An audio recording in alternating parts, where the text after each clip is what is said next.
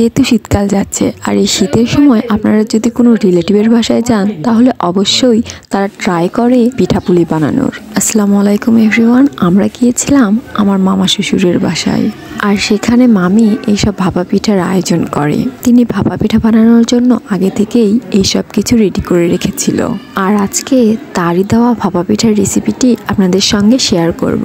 এখানে রয়েছে চালের গুঁড়া, নারিকেল কোড়া, মিষ্টি, মোরব্বা, আর হ্যাঁ, ভাপা পিঠা বানানোর অন্যতম একটি উপকরণ গুড়। দেখুন, গুড়, মোরব্বা আর মিষ্টির গন্ধে কিরকম মাছি চলে এসেছে। এখানে খেজুরের গুড় ব্যবহার করা হয়েছে। আপনারাও চেষ্টা করবেন খেজুরের গুড় ব্যবহার করার, কারণ ভাপা পিঠায় খেজুরের গুড়ই বেশি ভালো লাগে। গুড়টাকেও আমরা এখানে ছুরির মাধ্যমে কেটে নিয়েছি।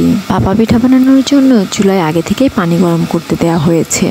হাঁড়ির ছিদ্র দিয়ে যখন বেশি পরিমাণে পানির বাষ্পটা বের হতে শুরু করবে, ঠিক তখনই আমরা ভাপা পিঠাটা দিয়ে দেব।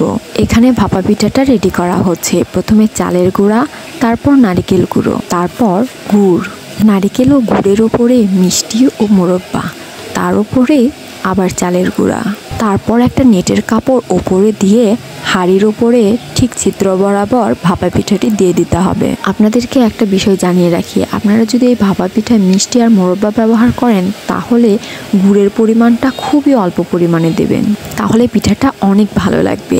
আর যদি গুড়ের পরিমাণটা বেশি পরিমাণে হয় তাহলে খেতে একদম ভালো লাগবে না, কারণ পিঠাটা প্রচুর পরিমাণে মিষ্টি হয়, যার ফলে পিঠাটা খাওয়া যায় না। পিঠার যে আসল টেস্ট সেটা বোঝাই যায় না। আর তাই ট্রাই করবেন সব কিছু পরিমাণ মতো দেওয়ার।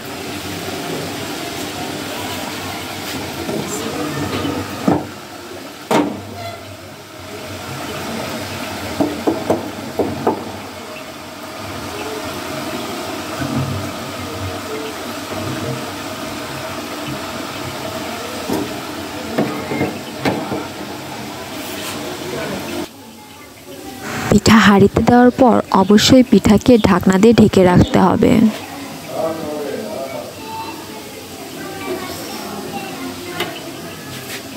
এই যে আমাদের প্রথম ভাপা পিঠা একদম প্রস্তুত।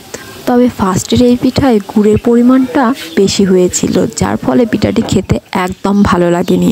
কিন্তু এর পরবর্তী পিঠাগুলো গুড়ের পরিমাণ অল্প দেওয়ার কারণে অনেক মজা হয়েছিল।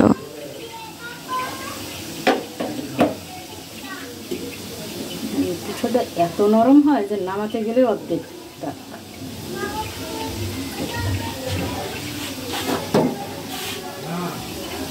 কোনো কিছু জানার থাকলে অবশ্যই কমেন্ট বক্সে জানাবেন। আজকের মতো এখানে শেষ করছি। ভিডিওটি ভালো লেগে থাকলে অবশ্যই লাইক, কমেন্ট আর হ্যাঁ, সাবস্ক্রাইব করতে ভুলবেন না।